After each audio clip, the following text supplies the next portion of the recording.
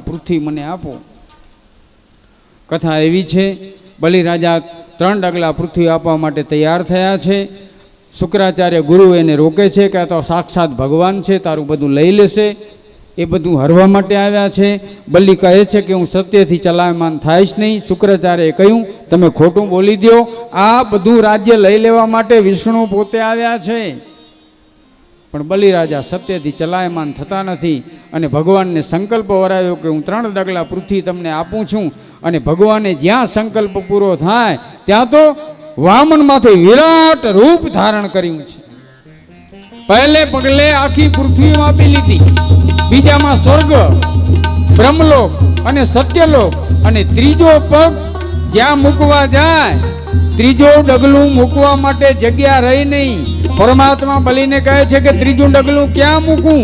બલિ કહે છે કે મહારાજ મેં આ સ્વરૂપને દાન કર્યું નહોતું.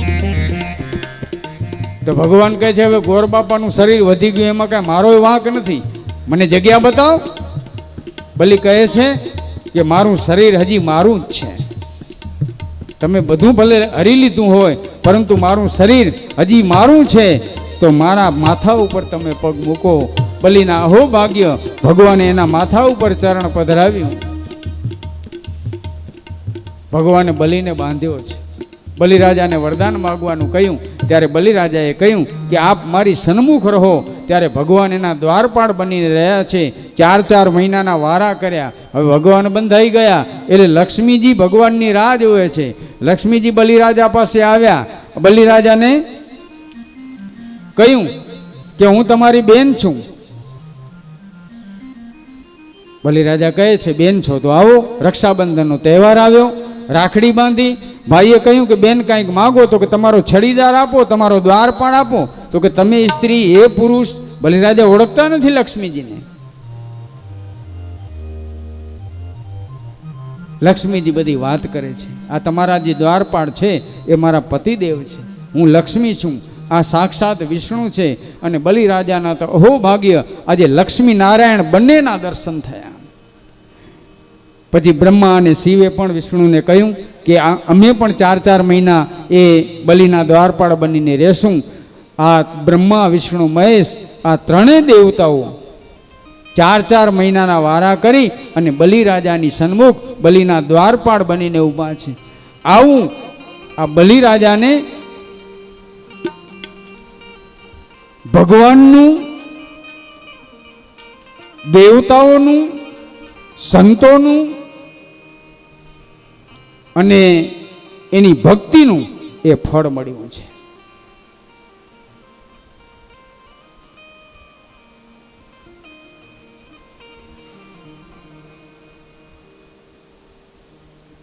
ત્યાર પછી મત્સ્ય અવતારની કથા કહેવાણી. અને ત્યાર પછી સુખદેવજી મહારાજ પરીક્ષિત રાજાને કહે છે કે ભાગવતની અંદર પ્રસિદ્ધની કથા આવે, સયાતિ રાજાની કથા આવે, સુકન્યાની કથા આવે, ચૈવન મુનિની કથા આવે, નાભાગની કથા આવે અને અંબરીશ રાજાની કથા આવે છે. અંબરીશ રાજાએ અખંડ એકાદશીનું વ્રત કર્યું અને ભગવાને સુદર્શનથી એનું રક્ષણ કર્યું છે દુર્વાસા ઋષિથી. એકાદશીના વ્રતનું ફળ અલૌકિક છે. જીવાત્મા એકાદશીના દિવસે જો રહી શકાય તો અનાજ ક્યારે ખાવું ને એકાદશીનું વ્રત જરૂર કરવું જોઈએ.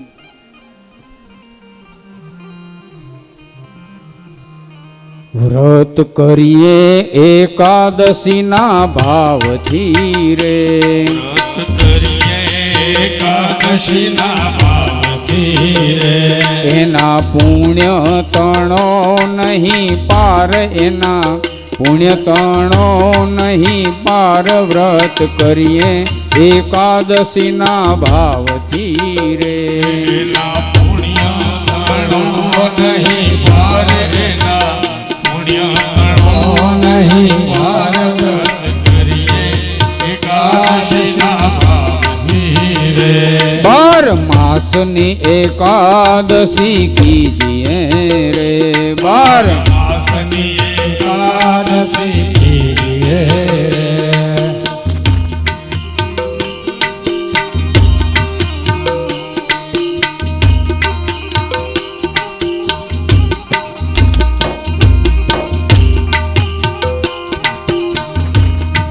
જીવ મોક્ષ ગતિમાં જાય, જીવ મોક્ષ ગતિમાં જાય, વ્રત કરીએ એકાદશીના ભાવથી રે. જીવ મોક્ષ ગતિમાં જાય, જીવ મોક્ષ ગતિમાં જાય, વ્રત કરીએ એકાદશીના ભાવથી રે. આવું અમરીશ રાજાએ અખંડ એકાદશીનું વ્રત કર્યું અને ભગવાને એનું રક્ષણ કર્યું.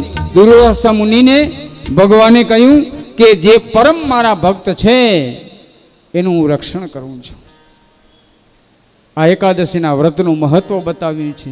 ત્યાર પછી સુદાસ રાજાની કથા આવે, ઇક્ષ્વાકુના વંશજ એની કથાઓ આવે, તેના અસ્મક, તેના મૂલક, તેના દશરથ, તેના ખટવાંગ, તેના દીર્ઘબાહુ, તેના દિલીપ, તેના રઘુ, તેના અજ અને તેના થયા દશરથ. દશરથ રાજાને ઘેર કાંઈ સંતાન નથી. ગુરુજીને પ્રણામ કરી વંદન કરી અને દશરથ રાજાએ કહ્યું કે ગુરુજી સંતાન પ્રાપ્તિનો ઉપાય બતાવો.